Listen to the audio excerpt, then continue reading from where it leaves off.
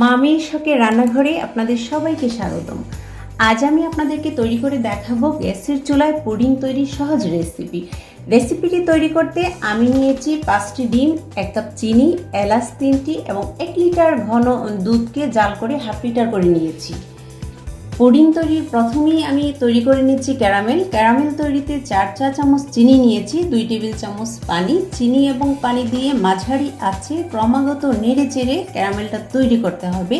আপনারা নেড়ে চেড়ে করবেন যাতে পুড়ে না যায়। এবং ক্যারামেলের কালারটা প্রায় হয়েই এসেছে, আগে করে নিলাম কারণ ঠান্ডা হওয়ার জন্য এবং ক্যারামেলটা সেট করার জন্য প্রথমেই আমি ক্যারামেলটা তৈরি করে নিয়েছি। এবার একটা পাত্রে ডিমগুলো ভেঙে নিচ্ছি। আপনারা রেসিপিটি ফলো করে বাসায় তৈরি করবেন এবং আমার চ্যানেলটি লাইক, সাবস্ক্রাইব ও শেয়ার করতে ভুলবেন না। ডিমগুলো ভেঙে দিয়েছি। এবার আমি ডিমের সাথে চিনি দিয়ে দিব। চিনি দিয়ে ভালো করে ফেটিয়ে নিব।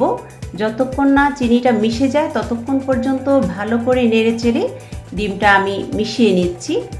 তারপরে আমি দুধ ঘন করে জাল করে রেখেছি। এবার এই দুধটা আমি মিশিয়ে নিচ্ছি। দুধটা মিশিয়ে আবার নেড়ে চেড়ে নিব।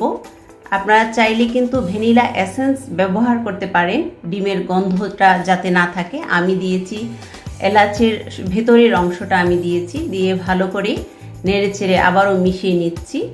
আমার চিনিটা প্রায় মিশে গেছে। এবার আমি একটা ছাঁকনি দিয়ে ছেঁকে নিচ্ছি যাতে কোনো লাম্পস না থাকে।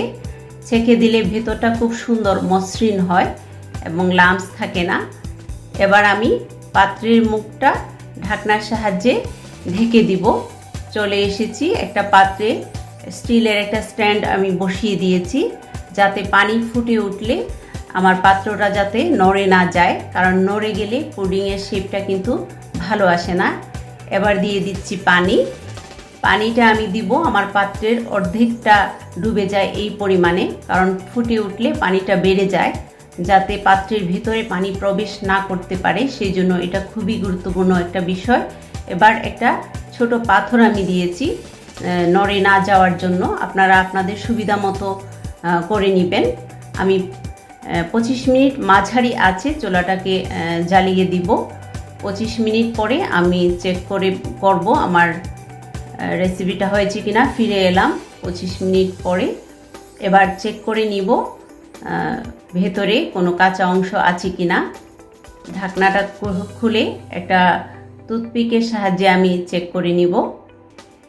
আপনারা চাইলে কাঁটা চামচ অথবা টুথপিক যে কোনোটাই ব্যবহার করতে পারেন। দেখতে পাচ্ছেন খুব সুন্দর করে হয়ে এসেছে, ভেতরে কোনো কাঁচা ভাব নেই, তার মানে খুব ভালো করেই পুডিংটা হয়ে গেছে। আমি 1 ঘন্টা পরে ফ্রিজে রেখে ঠান্ডা করে পরিবেশনে চলে এসেছি। দেখতে পাচ্ছেন খুবই সুন্দর, চমৎকার, নরম এবং ক্রিমি ভাবের একটা পুডিং আমি তৈরি করেছি। আমি আপনাদেরকে কেটে দেখাচ্ছি ভেতরটা কতটা মসৃণ। পরিবেশনে আমি চলে এসেছি। আপনারা কাটার সময় বুঝতে পাচ্ছেন কতটা সফট এবং ক্রিমি হয়েছে। যতটা না ক্রিমি এবং সফট ততটাই সুস্বাদু। দেখুন ভিতরটা কতটা সুন্দর এবং মসৃণ। আমি আপনাদেরকে কেটে দেখাচ্ছি। একেবারেই সফট, একেবারেই ভিতরটা কোনো ফাঁপা ভাব নেই, খুবই মসৃণ এবং ক্রিমি।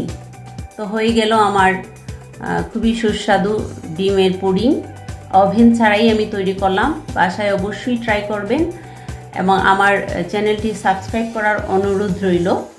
পরবর্তী কোনো ভিডিও নিয়ে আবারও আমি হাজির হব আপনাদের সামনে। সেই পর্যন্ত সবাই সুস্থ থাকবেন, ভালো থাকবেন। আল্লাহ হাফেজ।